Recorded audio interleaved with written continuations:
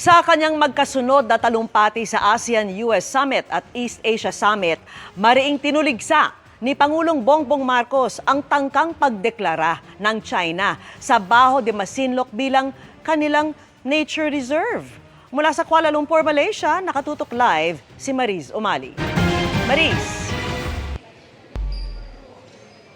Vicky, sa pagharap nga ni Pangulong Bongbong Marcos sa iba't ibang mga pagpupulong dito sa 47th ASEAN and related summits, ipinarating ng Pangulo sa iba't ibang mga world leader ang masidhing pagtutol ng Pilipinas sa binabalak ng ibang bansa para sa Baho de Masinloc na idiniin niyang nasa jurisdiksyon ng Pilipinas.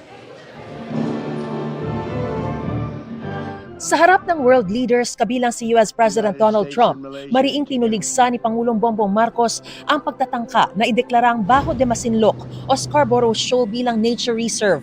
Sa kanyang intervention speech sa ASEAN-US Summit kahapon, iginiit ng Pangulo na labag yan sa soberanya ng Pilipinas, pati sa traditional fishing rights ng mga Pilipinong mangingisda na kinikilala ng UNCLOS at ng 2016 Arbitral Award. Matatandaang nung isang buwan, inaprubahan ng State Council ng China ang pagbuo ng tinatawag nitong Huangyan Island National Nature Reserve sa Baho de Masinloc. Ang pagkondena sa planong yan inulit muli ng Pangulo sa kanyang intervention speech sa 20th East Asia Summit kanina kung saan kabilang ang China. Muli niyang idiniin ang matinding pagprotesta ng Pilipinas sa pinaplanong National Nature Reserve ng kapitbahay nito sa Hilaga. Sinabi niyang ang Baho de Masinloc ay matagal ng mahalagang bahagi ng Pilipinas at ang Pilipinas ang may soberanya at jurisdiksyon dito. Ang Pilipinas din ang merong eksklusibong otoridad para magtatag ng environmental protection areas sa teritoryo nito at karagatang saklaw nito. Nasa pulong si Chinese Premier Li Qiang pero hindi pa malinaw kung anong reaksyon ng China sa mga sinabi ng Pangulo. Sa kanya namang opening speech, sinabi ni ASEAN Chairman at Malaysian Prime Minister Anwar bin Ibrahim na ang anumang issue sa South China Sea nais daw nilang maresolba sa loob din ng ASEAN. We want it to be resolved within ASEAN and ASEAN with our partners in the region. Because the moment is seen to be imposed and dictated by outside forces, things becomes more problematic and tense. As far as we're concerned, things are still under control. Matatandaang nauna nang ipinahayag ng isang Chinese minister noong 2022 na dapat daw ay pigilan ng ASEAN ang lahat ng external interference sa South China Sea Code of Conduct.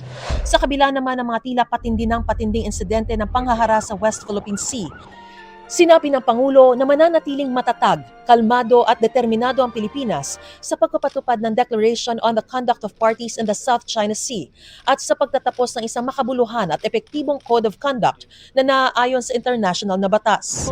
Sa photo opportunity ng mga ASEAN leaders sa ASEAN-Japan Summit, kapansin-pansing wala ang Pangulo. Wala po ang Pangulo sa photo ops, pero umatin po siya sa summit. Nagkataon lang po nung sila ay nagkaroon ng photo ops, ang Pangulo ay nasa extended bilateral meeting pa with UN.